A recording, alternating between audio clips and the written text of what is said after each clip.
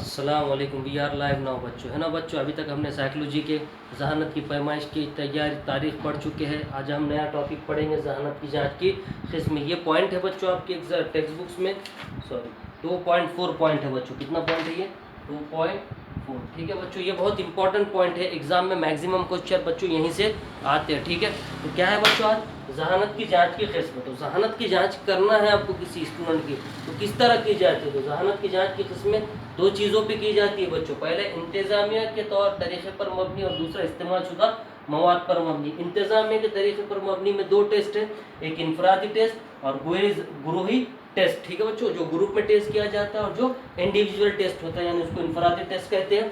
उसके अलावा इस्तेमाल शुदा मवाद पर दो टेस्ट है बेटा, एक ज़बानी टेस्ट है और एक गैर ज़बानी टेस्ट है। मैं आपको समझाऊंगा भी और टेक्स्ट बुक्स में बाद में उसके टेक्स्ट बुक से थोड़ा बहुत पढ़ाकर दे भी दूंगा। ठीक है बच्चों, तो आते हैं पहले देखो इंतजामिया के तरीके पर मबनी।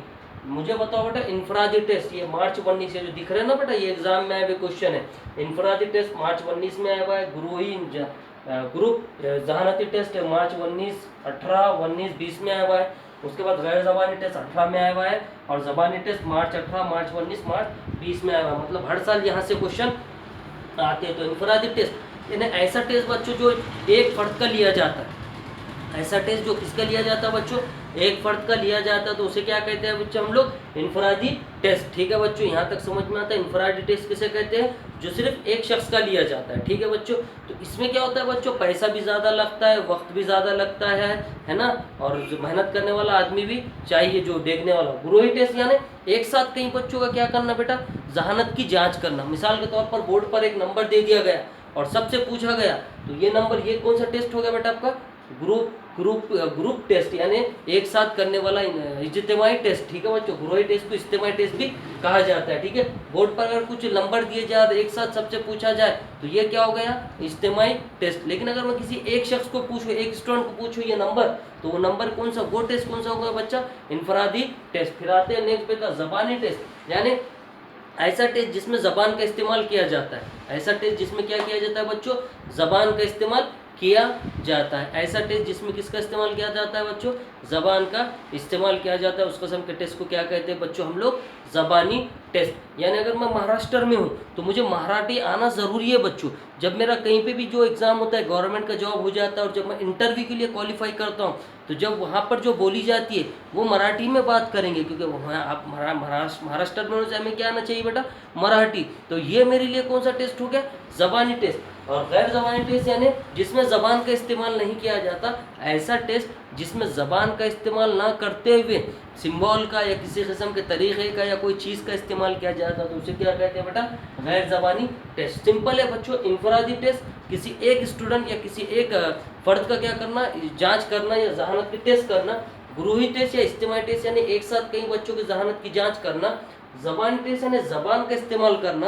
और गैर ज़बानी टेस्ट यानी जहाँ ज़बान का इस्तेमाल नहीं होता वहाँ पे कोई चीज़ का या सिंबल का या कोई तरीक़े का इस्तेमाल होता है। इसे क्या कहते हैं बेटा?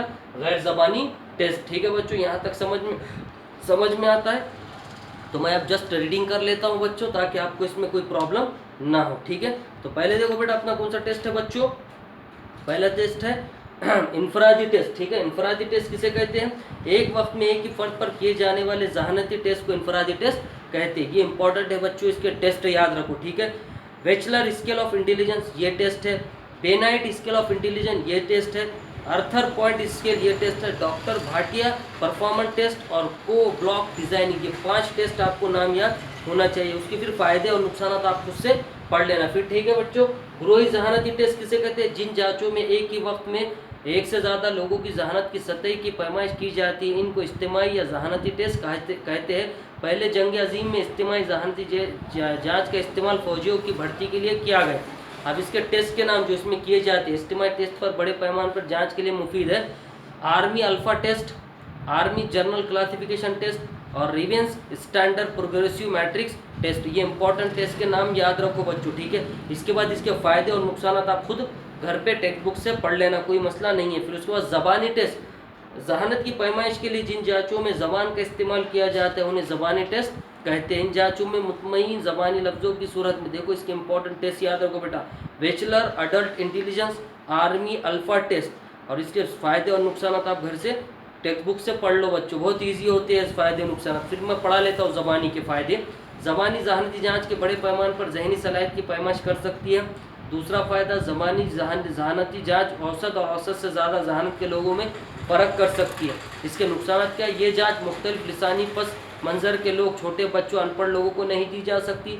दूसरा नुकसान, इन जाँचों में सकाफ़त की कैदी होती है, इसलिए दूसरी सकाफ़त में इसका इस्तेमाल नहीं किया जाता। गैर ज़बानी टेस्ट, जिन ज़हनी जाँचों में ज़हानत की पैमाइश के लिए तस्वीर, डिज़ाइन और चीज़ों का इस्तेमाल होता है, उन्हें गैर ज़बानी ज़हानती जाँच कहते हैं।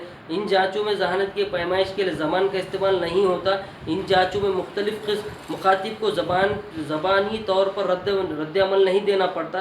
गैर ज़बानी टेस्ट जाँचों की दो किस्में, एक अमली टेस्ट, परफॉर्मेंस टेस्ट और पेपर पेंसिल टेस्ट, ठीक है। और इसके एग्जाम्पल, को ब्लॉक डिज़ाइनिंग टेस्ट, हाँ, इसके बाद मिररल पाल्मर block building test, Alexander pass along test, doctor Bhatia non verbal test of intelligence. और पेपर पेंसिल की मिसाल याद रखो बेटा, Raven standard progressive matrix, Raven's coloured progressive matrix. अब इसके फ़ायदे और नुकसान हैं वो आप टेक्स्ट बुक से पढ़ सकते हैं। फिर मैं एक फ़ायदा पढ़ लेता हूँ गैर ज़बानी टेस्ट का। गैर ज़बानी ज़हानती टेस्ट मुख्तलिफ लिसानी पस मंज़र के लोग, अनपढ़ लोग और छोटे बच्चों को दी जा सकती है बेटा। जिसको पढ़ना लिखना नहीं आता वो ये टेस्ट आसानी से दे सकते हैं। इसका नुकसान क्या है? गैर ज़बानी ज़हानी जाँच ज़्यादा दिमागी सलाहियतें और आम सलाहियतों की पैमाइश के लिए नामुनासिब है ना बेटा। इससे आप किसी का औसत दर्जे का जहानत या नहीं मालूम कर सकते। दूसरा नुकसान, गैर ज़बानी ज़हानी जाँचें औसत जहानत और औसत से ऊपर जहानत के लोगों में फ़र्क करने के लिए ज़्यादा मुनासिब